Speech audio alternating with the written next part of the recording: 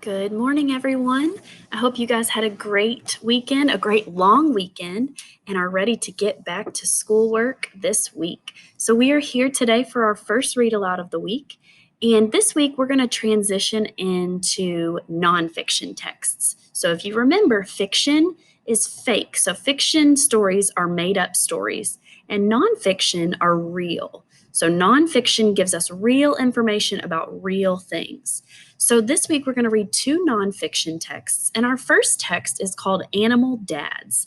And our author is Sneed B. Collard III, and our illustrator is Steve Jenkins. So in this text today, we're going to learn about some things that animal dads do throughout their life. And then afterwards, we're going to talk a little bit about what human dads do. And we're going to do a little bit of comparing, which means talking about things that are the same, and contrasting, which talks about things that are different. And at the end of this video, I will pull up your writing assignment and we'll kind of talk about what you need to do for that. So as I'm reading, make sure you kind of pause and think. As I'm reading, look at the illustrations, as well as really think about what the author is trying to tell you, what information the author is giving you, and what you learn about what animal dads do that you might not already know. All right, so our text today, Animal Dads.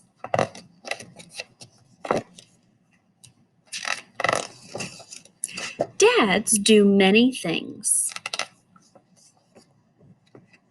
They build us homes to live in.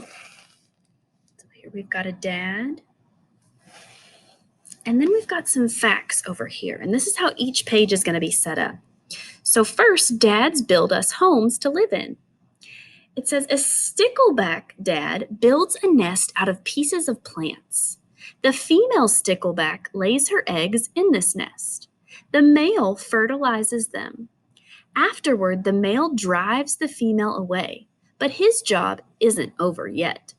Dad continues to guard the nest from enemies, and he protects the babies after they hatch. Okay? Dads also keep us snug and warm. After an emperor penguin female lays her single egg, she leaves Dad in charge and walks to the sea to search for food. For 9 weeks, Dad holds the egg on his feet, keeping it warm under a special feather-lined pouch. After the egg hatches, Mom returns. Then she and Dad take turns feeding and caring for their downy youngster. Dads also bathe us.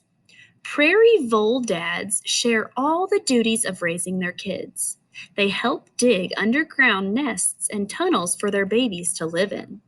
They cuddle with their young and keep them warm.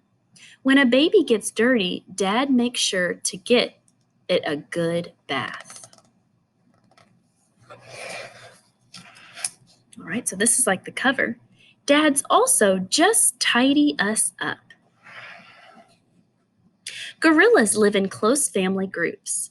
Dad's main job is to protect the family's territory, but that's not all he does. Sometimes he plays with youngsters and removes biting insects and dirt from their fur. This is called grooming. So dads also groom us. All right, we got a big frog here. Dads watch out for strangers. Poison arrow frogs make excellent parents. Some types of female poison arrow frogs lay their eggs under a stone or in a moist hole. Dad guards these eggs and chases away enemies, including other frogs. After the tadpoles hatch, they wriggle onto Dad's back. Dad carries the tadpoles to a small stream or pond where they grow into adult frogs.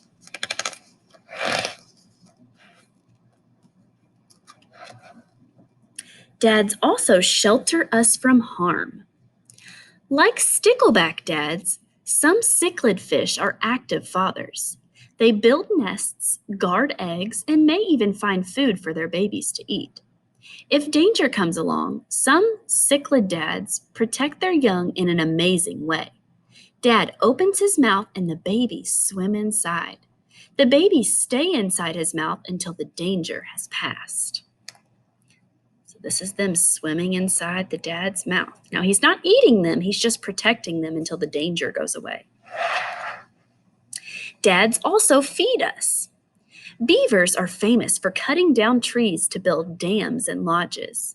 Beaver dads also cut down trees for another reason. When beaver babies stop drinking mother's milk, Dad chops down trees so the babies can eat meals of fresh, tender bark. Dads help us find our voice. Most birds are born knowing how to sing, but not all. Young male western meadowlarks learn their songs by listening to their dads and other adult males. Young meadowlarks don't always listen to the right songs. Some meadowlarks have learned the songs of red-winged blackbirds, common yellowthroats, and even cardinals. Sometimes dads play. Dwarf mongoose dads are good-time dads. Like gorillas, dwarf mongooses live in close families that have aunts, uncles, brothers, sisters, and of course, parents. Mom rarely plays with her youngsters, but Dad often joins in a playful romp in the dirt. Dad also catches most of the food for his youngsters and teaches them how to hunt. Other times, they perform. All right, so we see this dad right here. Wonder what it means by perform. Let's read to find out. Killdeer lay their eggs on open rocks or gravel. If a predator comes too close to the eggs, a killdeer dad can turn into an actor.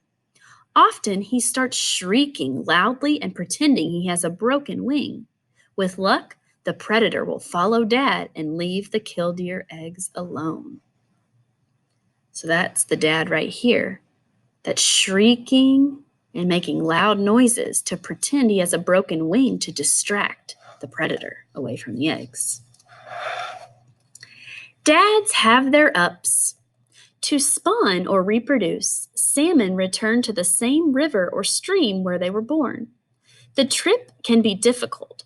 Salmon dads and moms often have to leap clear out of the water to get past logs or rocks. Sometimes a salmon dad even wriggles over shallow stretches of gravel to reach the place where he will spawn. So that shows him jumping out of the water. So dads have their ups and their downs. So this one says, lion dads might seem like lazy dads, but that's not always true. Lions live in family groups called prides. In the pride, female lions raise the cubs and do most of the hunting. Father lions guard the females and cubs and defend the pride's territory from other lions. All of this can be a lot of work. That's why it's not unusual to see a lion dad yawn, taking an afternoon nap.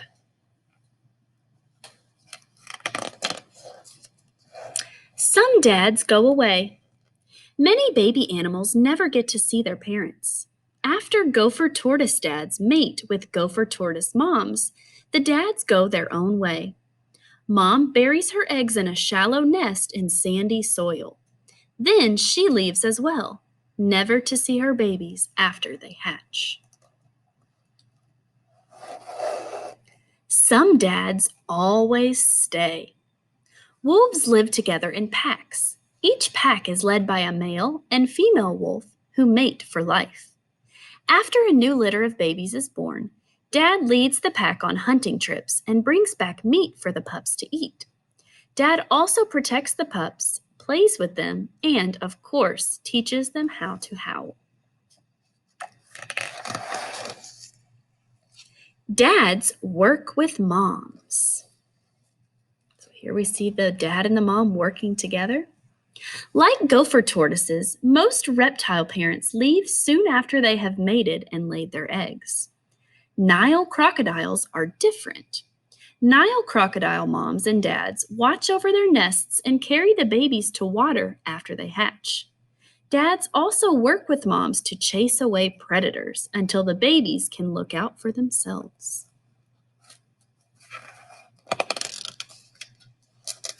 Dads also do things for us that we never even know. So this one says, megapodes don't incubate their eggs by sitting on them. Instead, many megapode dads build large mounds of leaves and soil for mom to lay her eggs in. As the leaves in the mound rot, they give off heat, which incubates the megapode's eggs. Mom leaves after she lays the eggs, but Dad sticks around. He turns the leaves over and moves them around to make sure the eggs remain at just the right temperature until they hatch. And here's the megapode.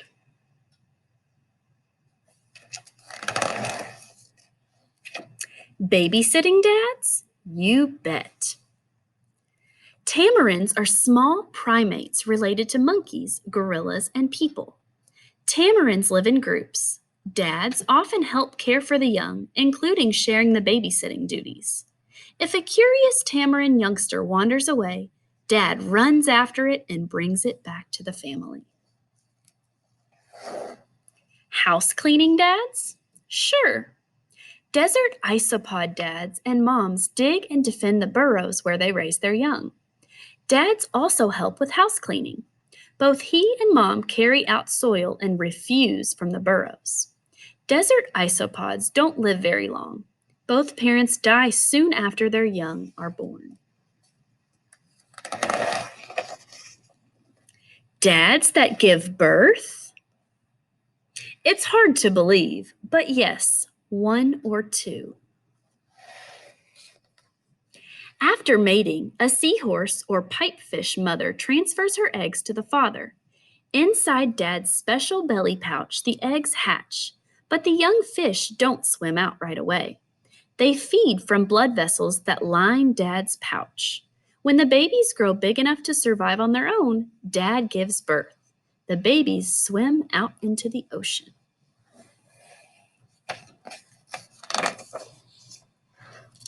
Dads do many things.